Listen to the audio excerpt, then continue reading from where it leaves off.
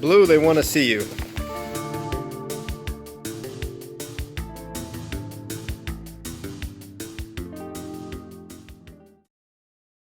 I would like to make a little kitchen area now that the inside of the cabin is essentially roughed in. I'm going to repurpose this children's dresser, an Ikea special, and I'm going to build a countertop from scratch using some hardwood boards that I have lying around. Let's get busy building this countertop and this little kitchenette. Out to the shop we go. So I need to fire up the thickness planer, the edger, probably going to use the table saw, and probably some other tools just to get these boards trimmed up and ready to install. I'm going to use these 4 pieces of elm, I think they're elm. I'm going to use these 4 pieces of elm to make a countertop inside the cabin. So the first step is to plane the thickness.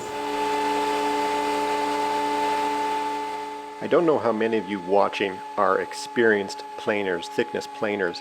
I'm not, and so what you see me doing here with these pieces of wood is running them through and the blade is actually not hitting them. I'm concerned that I would put them through with the thickness adjusted too tightly, which would possibly lead to damaging the machine in the sense of the motor and or the cutter blades, because the thickness that I would be trying to take off would be too much.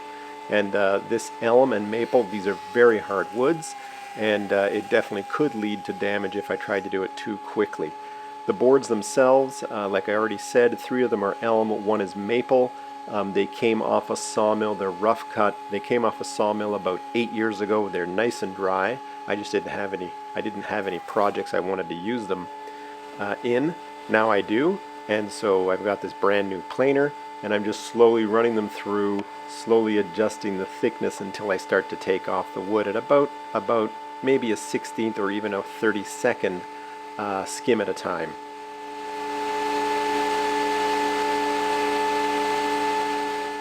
And as you can hear with this board, it's a little thinner than the other boards, and you can tell that the thickness planer isn't even taking off anything with this first pass. That's perfectly fine with me.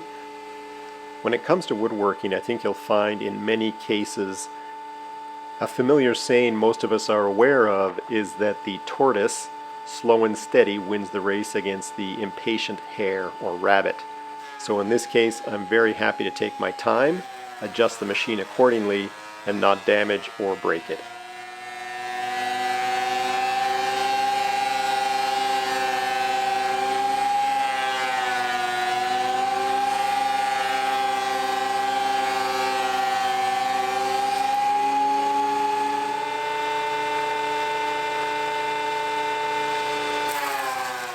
You can see here that it takes approximately 26 seconds to pass this 7-foot board, it's about 7 feet long, through the thickness planer, and this footage is at real time.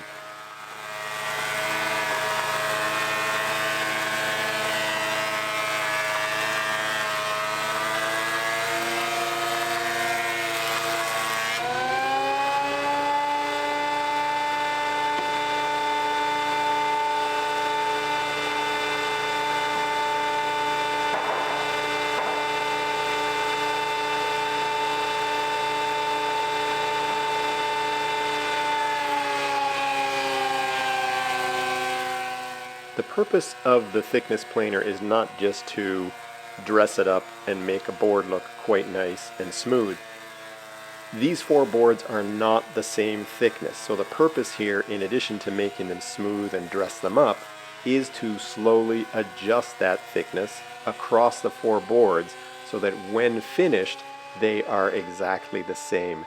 And you get that by slowly taking off, like I said, maybe about a 30-second of wood with each pass, maybe 3, maybe 4 passes on each side, and then in 15-20 minutes you have 4 boards that have the exact same thickness.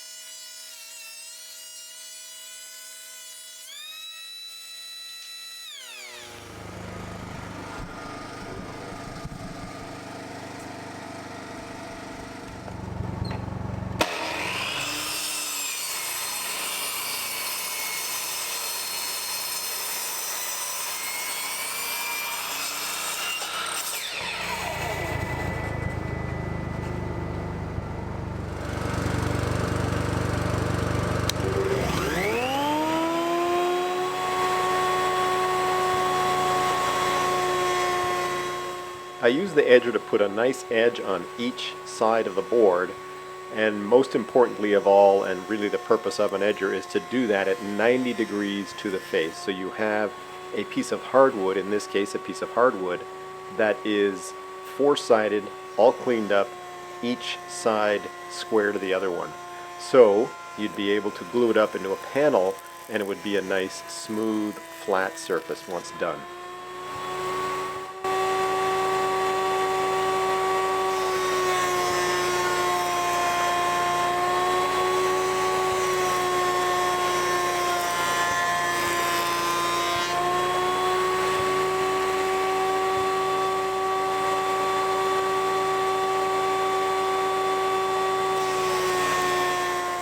This was the shortest of the four boards, making it very easy to run through or across the edger's blades, and also acting as a bit of a test to make sure that I was able to handle the boards across the edger's blade and make those square cuts that I described.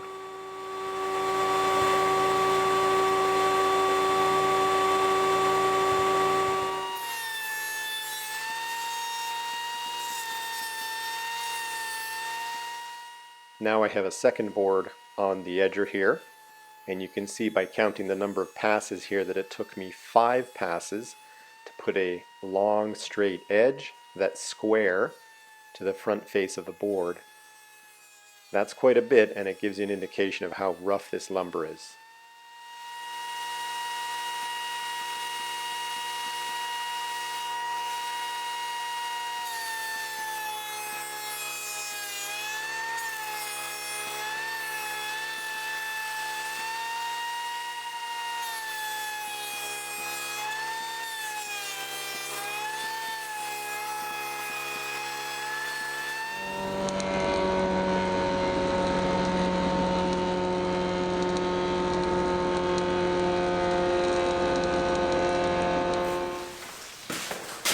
Hey everyone, I'm continuing the project creating the countertop for the cabin at the reboot here in my garage at home.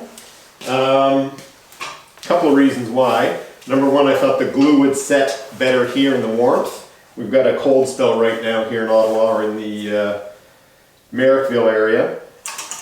And number two, my biscuit jointer's here. So I'll get those cuts done out here in the garage where it's a little bit warmer than outside.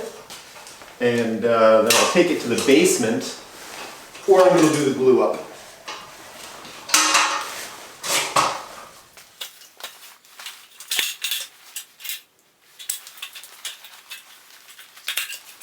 Here are the pieces that I milled up and numbered the other day.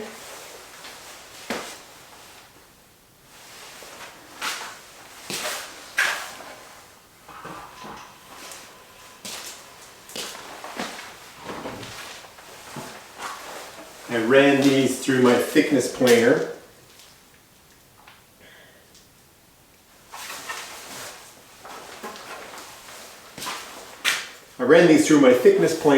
The new rigid thickness planer that I have. Love it, and made up some really nice lumber out of this elm.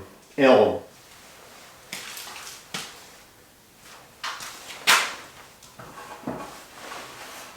that's, the bottom is currently facing up. Let me bring you over here to show you what I did in terms of numbering to get it ready for the biscuit joints. So there's back, wall, meaning this is the edges at the wall, and board number 1, board number 2, number 1 there, number 3 here, pointing towards number 3, and there's number 3. There's my numbering system. Nothing special, but it works. I have an extension piece that's going to fit right in here. And the idea with the extension piece, or I should say it's going to be over here, because it's going to flip over, and is that the table is going to be, the countertop, sorry, is going to be 19 inches deep, except for here it's going to take curve and come up out this way, because there's going to be a sink here. And I found, you know me guys, I found a used sink online, purchased it, but it's not something that you'd find in a cabin or a trailer for that reason. It's a full-size home sink, got a great deal on it, so I've made a countertop to adjust for and accommodate for this larger sink. So my countertop is going to be 67 inches long. I have my little plan here, but I've currently cut my boards at 69. So my boards don't need to match up here because I'm going to trim them on each end. And you'll notice here that I've got a piece here that I wouldn't mind coming off. I've got a rough edge, a hole in the board down there that I wouldn't mind cutting off. So let's just see. Yeah.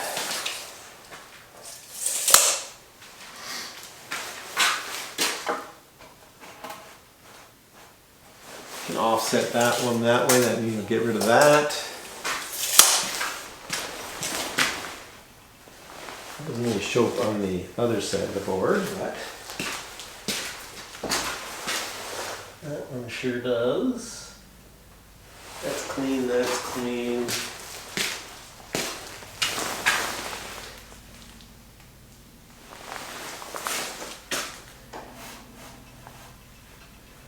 That can go down there like that. Alright.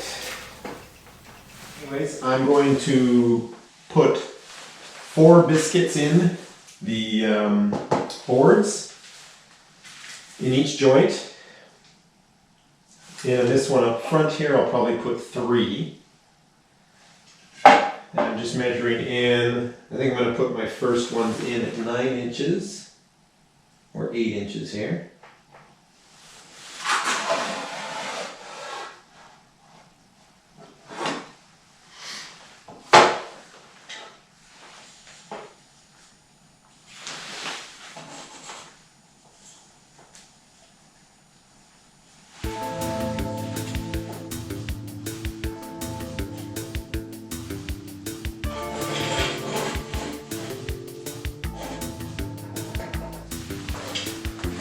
Same on this end.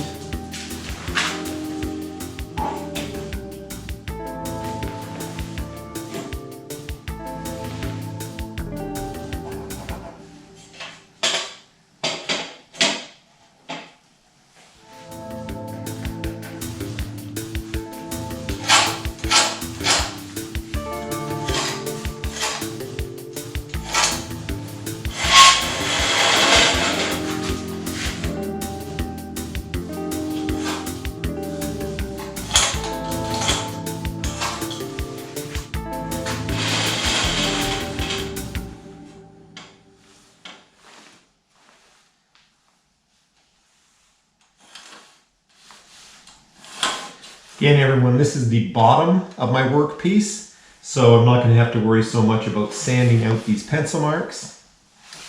And it is the bottom, and therefore I did not complete the thickness planing on this side. Gave it a flat surface, as you can see. So wait till you see the other side. Very nice looking.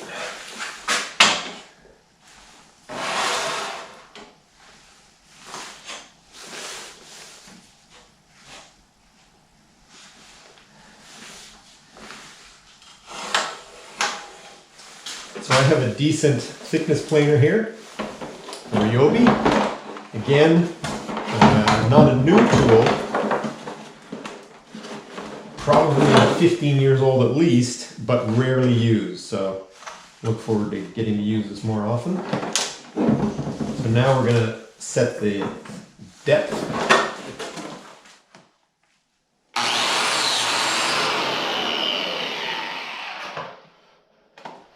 See how this works? You put it up against your piece, turn it on, and then when the motor's running, you push forward and it makes the groove for the biscuit to go in.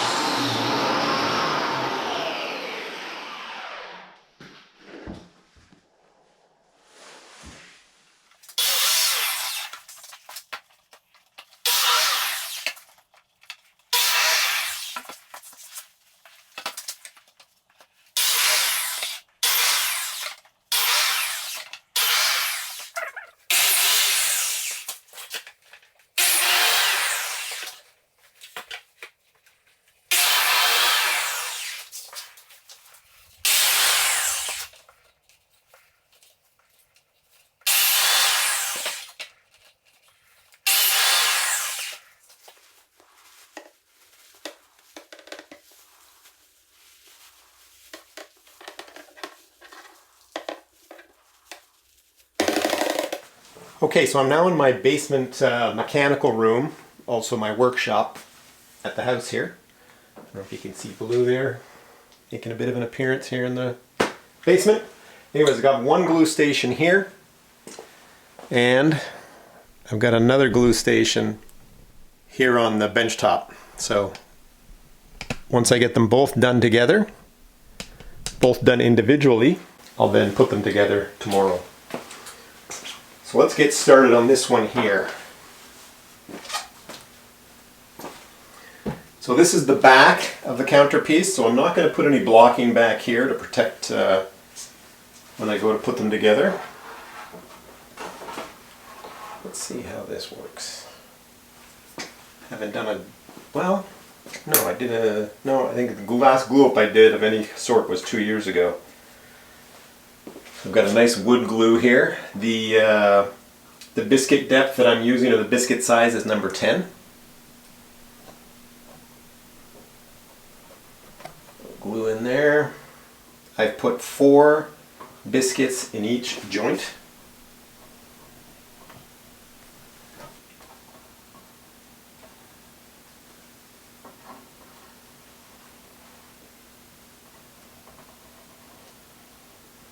I have some damp towels over to my left here to use for cleanup once I get them together.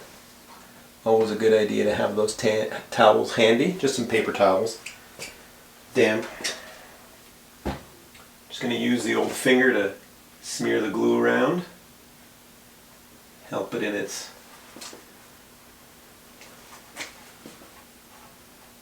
trying to smear it downward so that if there is any blowout, most of it would go down. Not critical. Let's get 4 biscuits in there.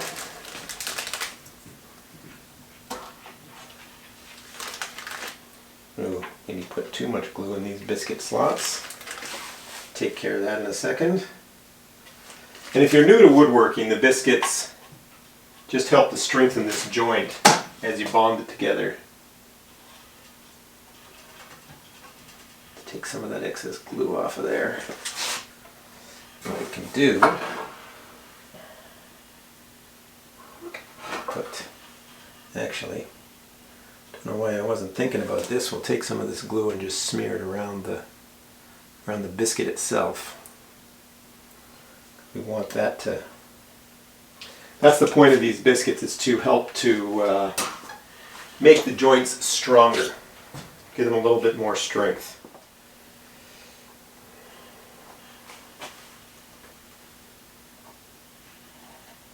Alright, let's slap this together. Make it as even as possible to minimize the amount of sanding we have to do later on. So when I say make it as even as possible, in terms of the joint that we're creating, I want the top surface of that joint to be as flush as possible.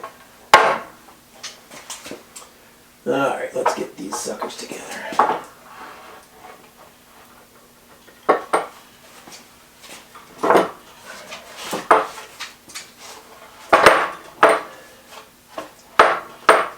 One doesn't want to go in, and I suspect it's this one right here. There we go.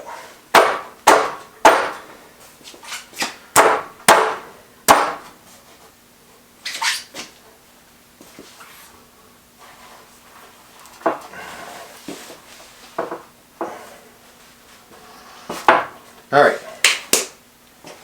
Let's see here.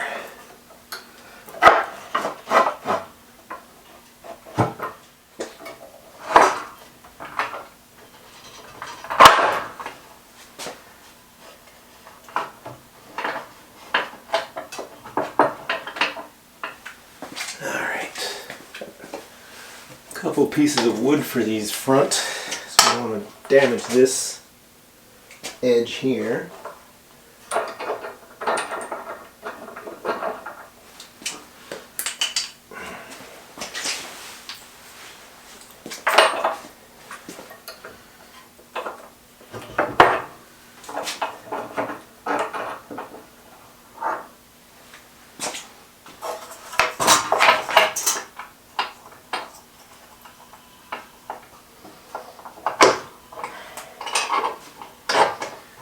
want to bring these together evenly. Again, adjusting any issues you might have with your joints. That is nice and smooth on that end. Got a bit of an annoyance over here. And we also want to make sure that our joint is not cupping on us as we bring it together.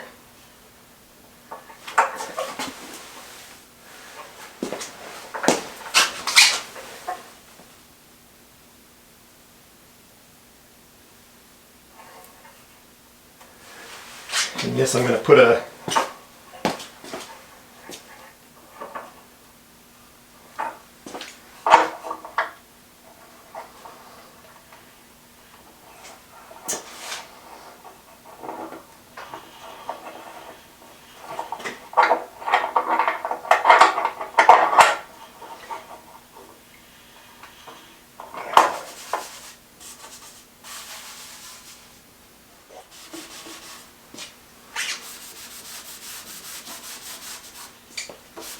clean up these joints as we go along, just makes it easier for the sanding at the next stage. I'm not quite happy with the way that is in the middle. Put this here. And this one we're going to go over top just to put a little bit of pressure in the other direction.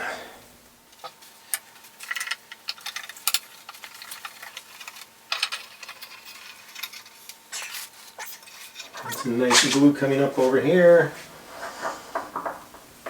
I mean, that's working nicely. That's about as much I want to go there. I want to get this one to come a little bit more.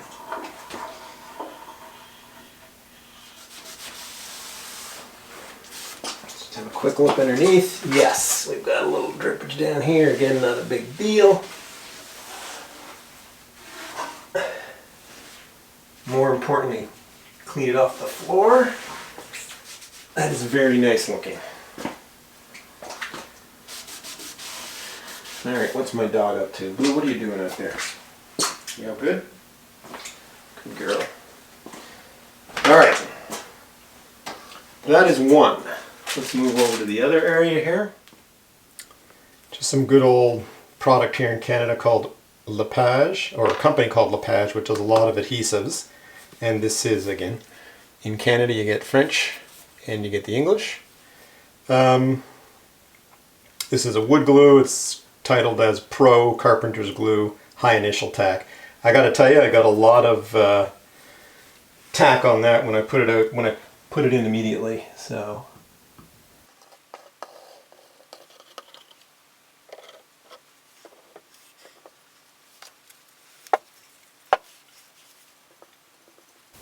just looking to spread it a little evenly, help the joint come together.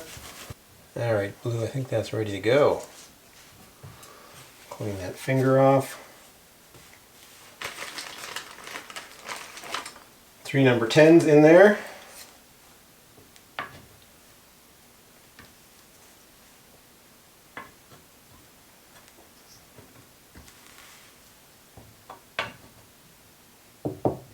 That's the clean edge that way. It's real easy when the pieces are small. The second they get larger, it does get challenging. Alright, those are together. Let's lay that down and get the clamps going. Alright, so we want that one to come up a bit. That's pretty good.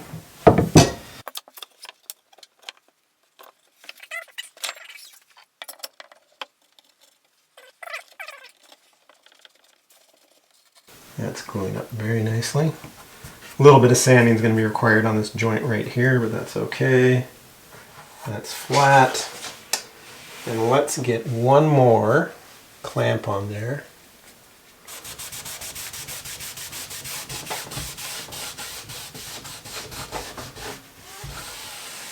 Clean that glue up.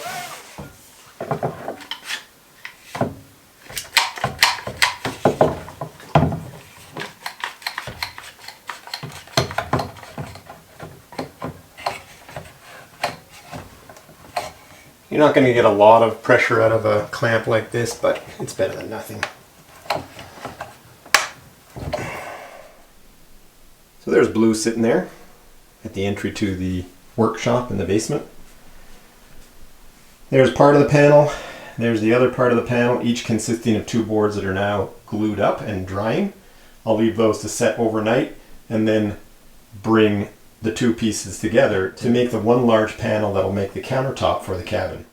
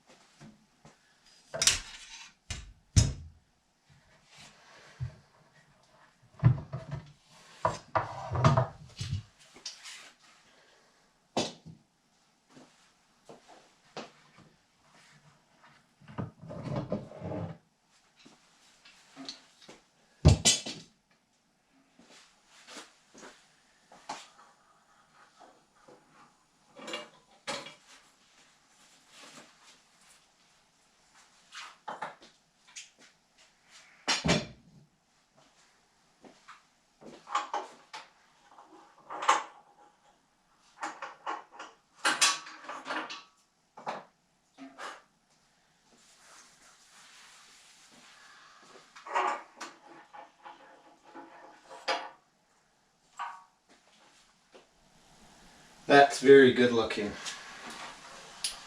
Alright, let's put this off to the side while we readjust the clamps.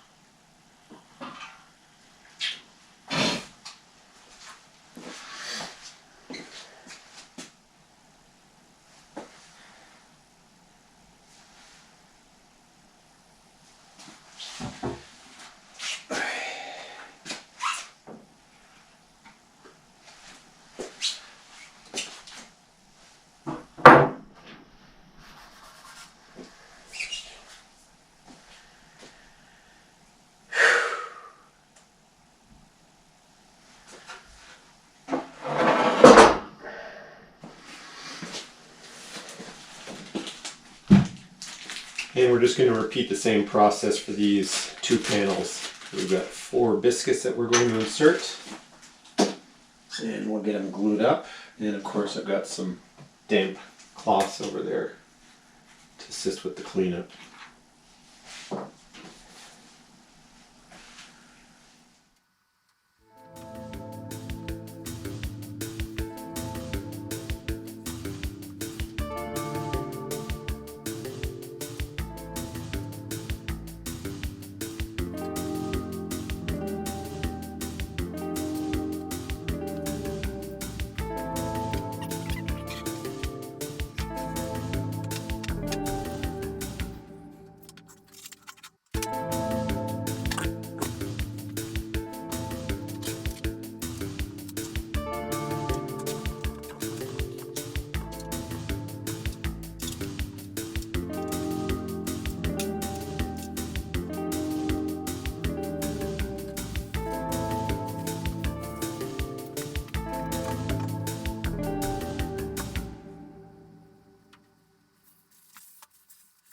We have a countertop that is glued up.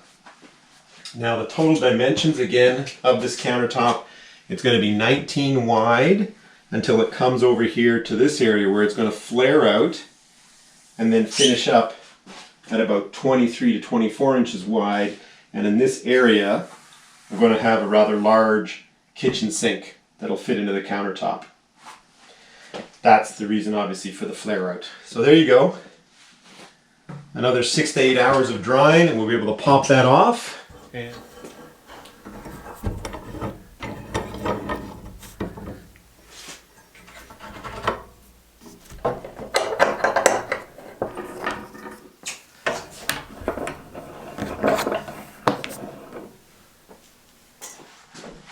Okay, as you can see, the clamps are removed. The surface is extremely flat. Sometimes when you glue up boards to make a panel, you can get a little bit of cupping. That didn't happen in this case. I'm really pleased with that. And I've got some rough areas in the wood around some of the knots that I'm going to want to put some wood filler in. In this joint right here, from there to there, that definitely needs some sanding. This joint from here to here, it needs some sanding. So once I get the wood filler done, the sanding, I'll be able to put the finishing on it. I have a wood filler product here from Elmer's. For all of us who went to elementary school 20, 30 years ago. Elmer's was the big glue company that you sat there and used the Elmer's glue in public elementary school. Anyways, so I'm going to use that Elmer's product to fill the various divots around, especially around the knots in the tree. The thickness planer has a bit of a hard time smoothing that area out. So I'm going to fill the divots prior to starting the sanding process.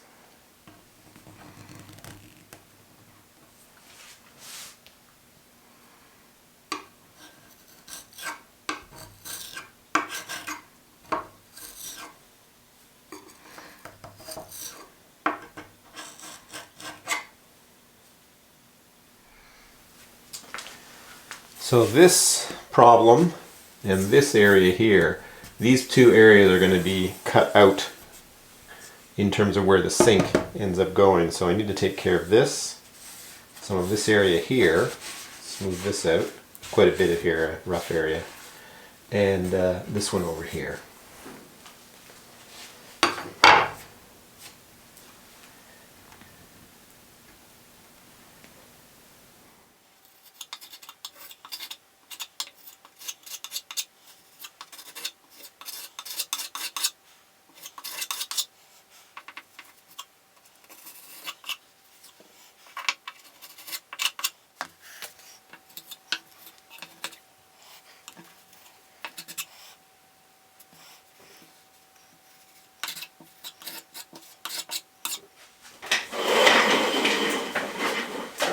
So I've just done the wood filler. The bottle says that in superficial or low depth areas it can be literally ready to sand in 15 minutes. What I'm going to do is wait longer than that, of course, to get it ready for sanding. What I will do in the meantime, though, is mark up the measurements in terms of where I want to start to cut and shape this countertop. To begin with, I've already marked, you can't see it from there, but I've already marked the end line there. As I've mentioned, I believe earlier, the depth of the countertop in this area is to be 19 inches. It currently measures 20 3/4. This is going to transition up here to make a smooth line. Let's get busy and mark up these basic lines.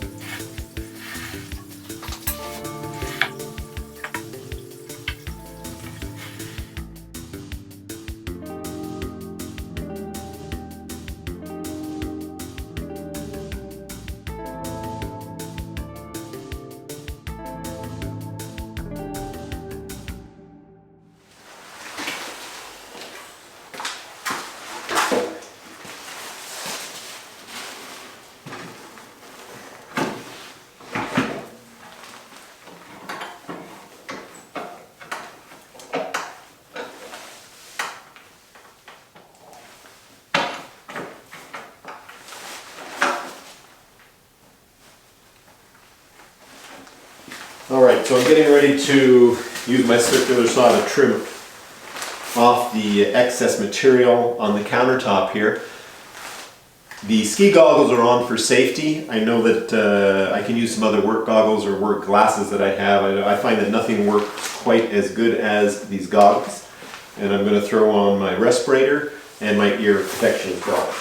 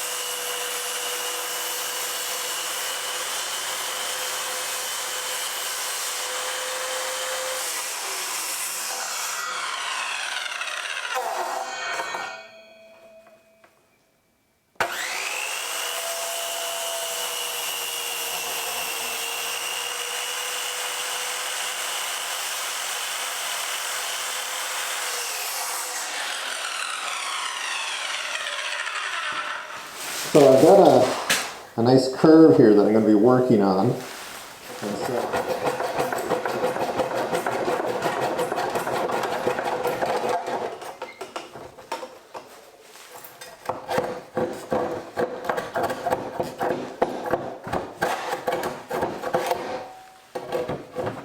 that broke off instead of cutting off.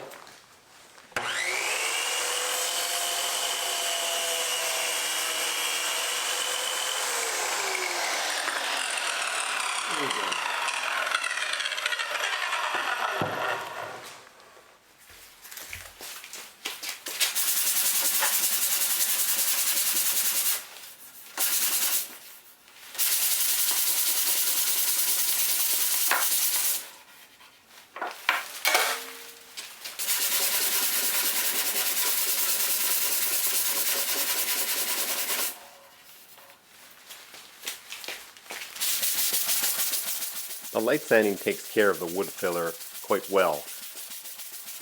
In my next video, I'm going to take the countertop back out to the Reboot property, pull out my belt sander so I can take care of the overall surface and make it perfectly smooth and flat.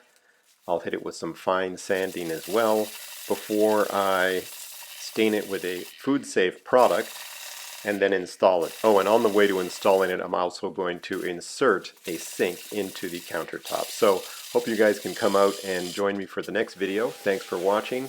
Please subscribe, like, and share.